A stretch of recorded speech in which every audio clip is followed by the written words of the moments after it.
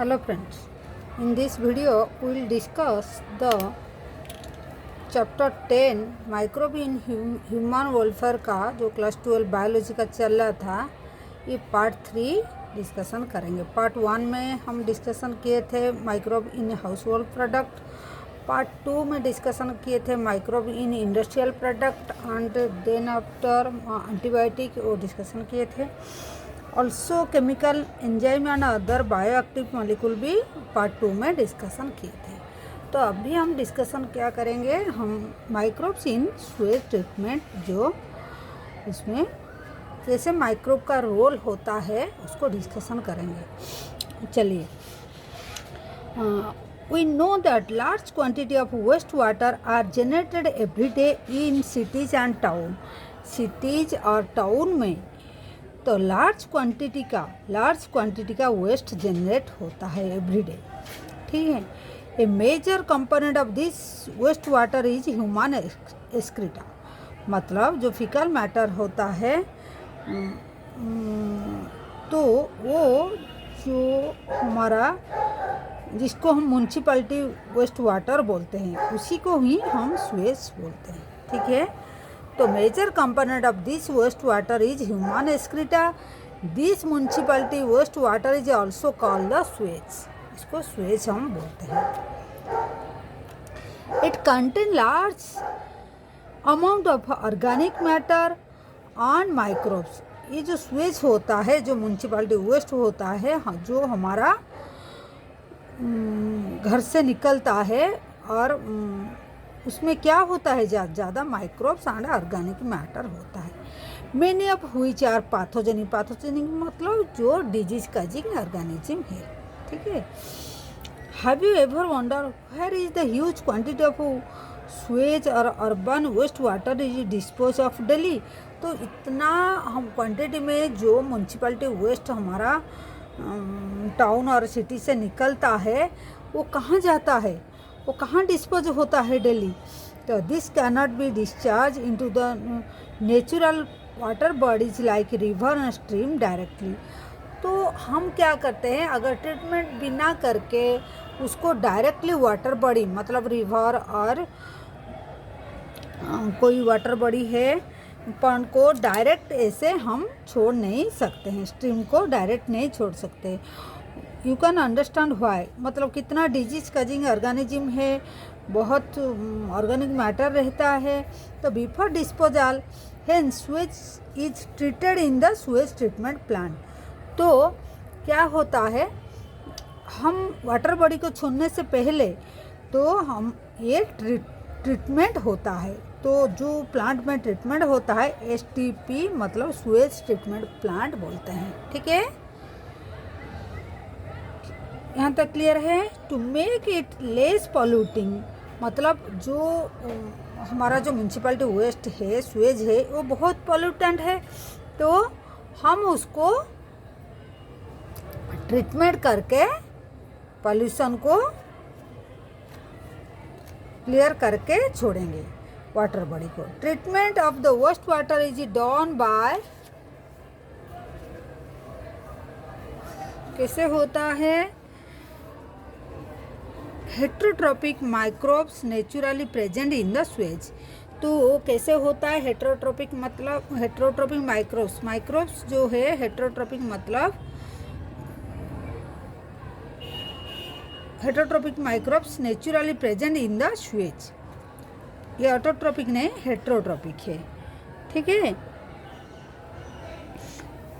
तो this treatment is carried out in the 2 stage. अगर ये ट्रीटमेंट को देखेंगे तो प्राइमरी ट्रीटमेंट एक होता है एंड एक सेकेंडरी ट्रीटमेंट होता है। तो प्राइमरी ट्रीटमेंट में क्या होता है, जो प्राइमरी ट्रीटमेंट होता है, ये में this is one, first one is primary, ये है सेकेंडरी, ठीक है। तो जो प्राइमरी ट्रीटमेंट है, this treatment step basically involve in physical removal of particles large and small. पहले क्या किया जाता है, ये मतलब एक टैंक में हम मतलब कुछ चैनल में छोड़ देते हैं मतलब कुछ ऐसे फिल्टर लगा के सीक्वेंसिकली काफ़ी सारे फिल्टर लगा होता है, तो उसी से हम फिजिकली रिमूव कर लेते हैं जो लार्ज और स्मॉल पार्टिकल है, जो छन्नियाँ जैसे लगता है।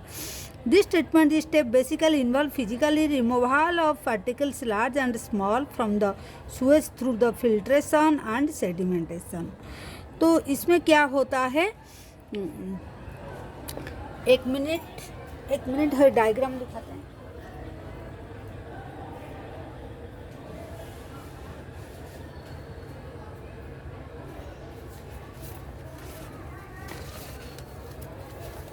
ऐसे ही होता है। देखिए यहाँ जो चैनल में हम वाटर को यहाँ छोड़ देते हैं, यहाँ छन्नियाँ सब लगा हुआ है, तो इसमें जब फिल्टर्ड होके आता है ये वाटर आ जाता है यहाँ, और जो क्या फ्लोटिंग थिंग्स जो है वो रह जाता है, ठीक है, सेपरेट हो जाता है। तो इसी को बोलते हैं सीक्वेंसिकली हम फिल्टर करते हैं। देखिए, switch through filtration and sedimentation. These are removed stage. Initially floating debris is removed by the sequentially filtration. Sequentially मतलब यहाँ ये है sequentially filtration होता है। देखिए ये sequentially, यहाँ कितना छन्नियाँ लगा हुआ है, sequential filtration ये है, ठीक है, फिल्ट्रेशन होता है, ठीक है। Then the grit, the soil and small pebbles are removed by the sedimentation. यहाँ आ गया, जो वाटर आ गया नीचे क्या है, ये सेटलमेंट हो जाता है, क्या, वो जो ग्रिट सॉइल और स्मॉल फेबल पार्टिकल जो है ये आ जाता है नीचे, ठीक है, ये नीचे आ जाता है। इसी को हम बोलते हैं प्राइमरी सेडिमेंटेशन हो जाता है। All solid that settle from the primary sludge, वो फॉर्म करता है, क्या फॉर्म करता है, ये प्राइमरी स्लज करता है। तो क्या हुआ, जो हमारा पोल्यूटेड जो स्वेज वाटर है हम यहाँ उसको छोड़ दिए, तो यहाँ छन्नियाँ लगा हुआ है, सीक्वेंशिकली यहाँ फिल्ट्रेशन हो गया, देन वाटर इधर आ गया, यहाँ सेटल हो गया। देखिए कोई मड का वाटर को हम बिना डिस्टर्ब करके छोड़ देंगे, वो एक दिन दो दिन में वो सेटल हो जाता है, कुछ टाइम के बाद में वो सेटल हो जाता है। यहाँ ये भी सेटल हो गया, जो सॉइल एंड स्मॉल फेबल था वो सेटल हो गया, उसी को हम प्राइमरी स्लज बोलते हैं, ठीक है, इसी को हम प्राइमरी स्लज बोलते हैं। और ये जो टैंक है ये प्राइमरी सेटलिंग टैंक है, ठीक है। और जो वाटर ऊपर में आ गया एंड जो वाटर ऊपर में रह जाता है उसको इफ्यूलेंट बोलते हैं, ठीक है। ये हो गया, ये जो वाटर हो गया ये है हो गया इफ्यूलेंट, ठीक है। The effluent from the primary settling tank is taken for the secondary treatment. यहाँ पर क्या किया जाता है, फिर इसको ले जाते हैं सेकेंडरी टैंक में लिया जाता है, ठीक है, यहाँ सेकेंडरी टैंक में यहाँ लिया जाता है, ठीक है। ये सेकेंडरी टैंक में इसको छोड़ दिया जाता है। तो क्या फिर है, देखिए सेकेंडरी ट्रीटमेंट के लिए छोड़ देते हैं हम। फिर सेकेंडरी ट्रीटमेंट क्या है, सेकेंडरी ट्रीटमेंट और बायोलॉजिकल ट्रीटमेंट, वो था क्या, ओनली हमारा जो क्या सेटलमेंट किए और जो डेब्रिस थे उसी को फ्लोटिंग चीज़ जो थे उसको निकाल लिए, इसीलिए इसको बोलते हैं ये प्राइमरी ट्रीटमेंट है, ये टोटली फिजिकली रिमूवल, ये फिजिकली, ठीक है। लेकिन यहाँ क्या बायोलॉजिकल ट्रीटमेंट कुछ होगा, ठीक है। The primary effluent is pass into the large aeration tanks, ये क्या, ये जो टैंक है ये एरेशन टैंक है, ठीक है। यहाँ उसमें क्या दिया जाता है, ये टैंक में एयर को, ये टैंक में एयर दिया जाता है, ठीक है, यहाँ एयर इसको दिया जाता है, ठीक है। एरेशन टैंक में ये एयर उसको दिया जाता है, और ये टैंक में एक पैडल जैसे, मतलब ऐसे पैडल जैसे लगा होता है, जो ये जो वाटर है प्राइमरी जो इफ्लुएंट आया था उसी को ऐसे चर्न करेगा तो वाटर विल बी रोटेट, ऐसे ऊपर नीचे अप डाउन होता रहेगा। ठीक है, फिर क्या दिया है, तो ये है एरोसन टैंक, ये टैंक है एरोसन टैंक। क्यों, उसको एयर दिया जाता है, ये जो एयर दिया जाता है इसीलिए इसको एरोसन टैंक बोला जाता है।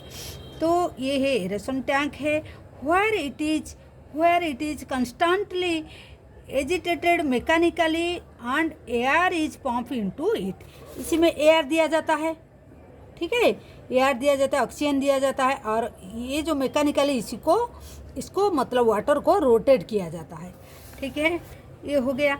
This allow vigorous growth of useful aerobic microbes into the flux. तो यहाँ जो माइक्रोब्स थे ये कैसे होता है, ये फ्लक्स जैसे नीचे बैठ जाता है, यहाँ वो नीचे बैठ जाते हैं,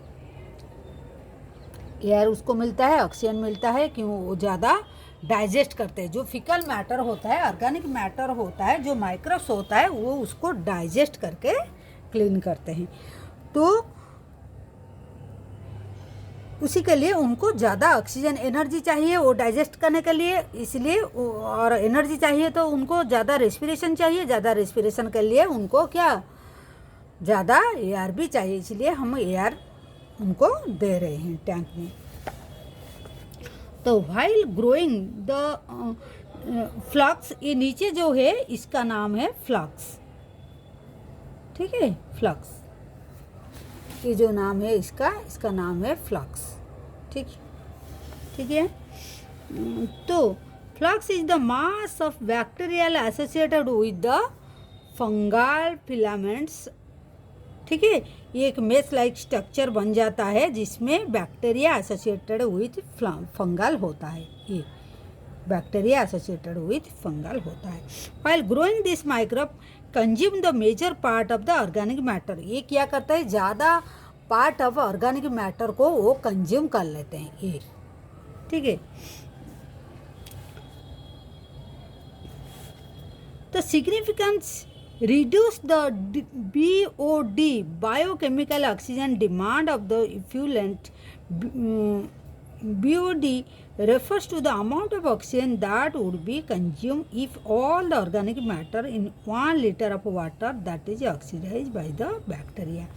इसका मतलब क्या है, वो क्या बोलते हैं, BOD क्या टर्म जो आया है, BOD का मतलब है 1 लीटर वाटर में जो ऑर्गेनिक मैटर होता है इसमें, तो ऑर्गेनिक मैटर को जो माइक्रोब्स डाइजेस्ट करने में कितना ऑक्सीजन डिमांड करते हैं, दैट इज़ द BOD।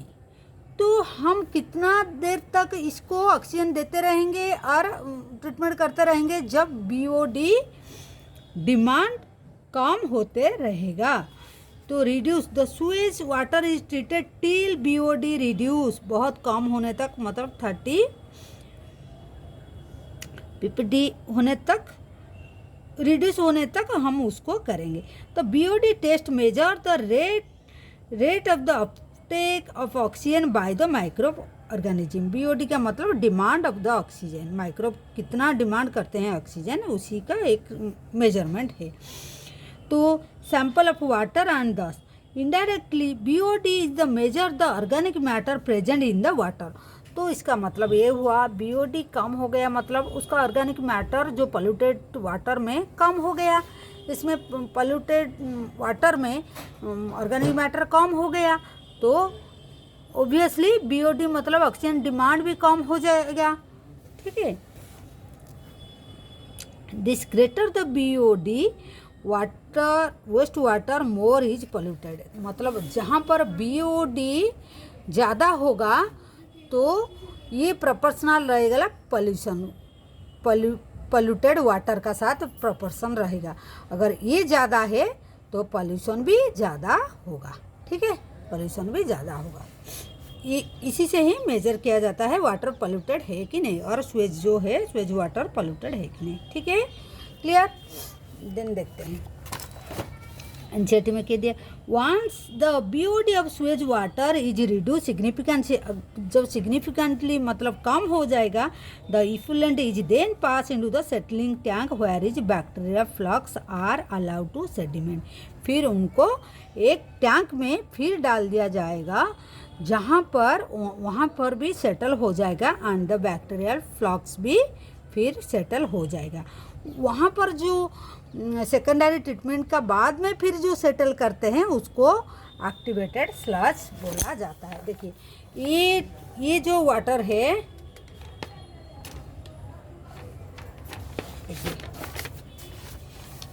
ये टैंक से